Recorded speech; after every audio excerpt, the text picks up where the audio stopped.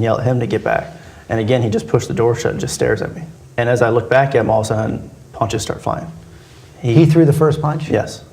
He threw the first one and hit me in the left side of my face. Because, you know, some of the witnesses have said that they saw you trying to pull him into the car. That would be against every training ever taught to any law enforcement officer. I don't know what or how many hit me after that. I just know there was a barrage of swinging and grabbing and pulling for about 10 seconds. And then what? I had reached out my window with my right hand to grab onto his forearm because I was going to try and move him back and get out of the car to where I'm no longer trapped. And when I felt it, I just felt the immense power that he had. I mean, the way I've described it is it was like a 5-year-old holding on to Hulk Hogan. That's just how big this man was. Hulk Hogan? He was very large, very powerful man. You're a pretty big guy. Yeah, I'm above average. So you try to grab him, but you feel that force. Yes. And then as I'm holding him, I see him coming back around with his left hand, and it's in the shape like this, and it comes in through the window and just a solid punch to the right side of my face. But you're still sitting there figuring out, how do I get out of this? Yes. I mean, the next thing was, how do I survive? Because I didn't know How do you survive? Yes, I didn't know if I'd be able to withstand another hit like that. Where's your gun at that point? I keep it on my right hip. Mm-hmm. I take it out and I come up, I point it at him. And when I said, get back or I'm going to shoot you. And then his response, immediately, he grabbed the top of my gun. And when he grabbed it, he said, you're too much of a to shoot me.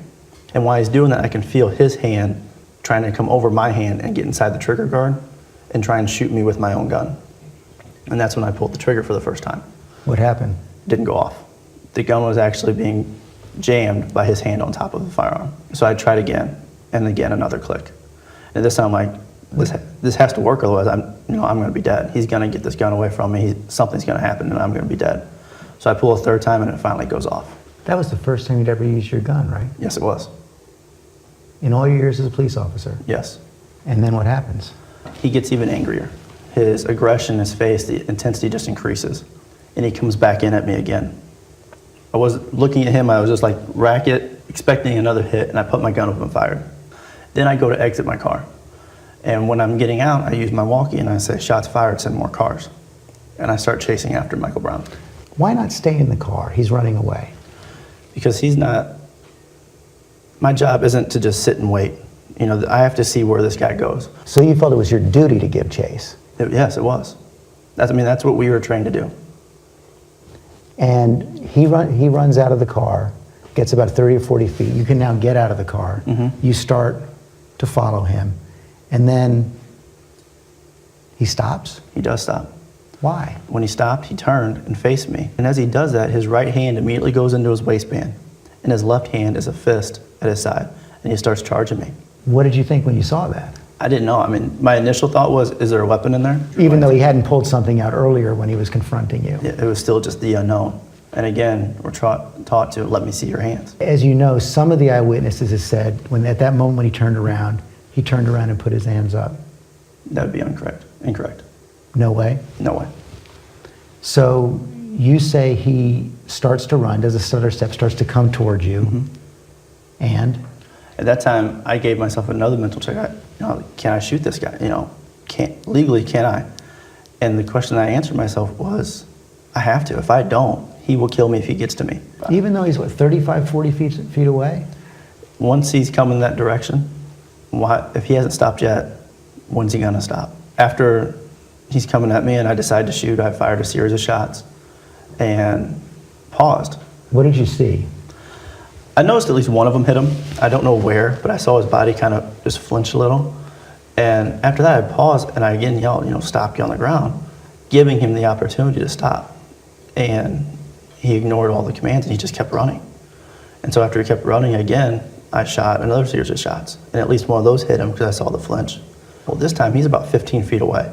So I start backpedaling because he's just getting too close and he's still not stopping. He gets to about 8 to 10 feet, and as he does that, he kind of starts to lean forward like he's going to tackle me. And I looked down my barrel of my gun and I fired, and what I saw was his head, and that's where it went.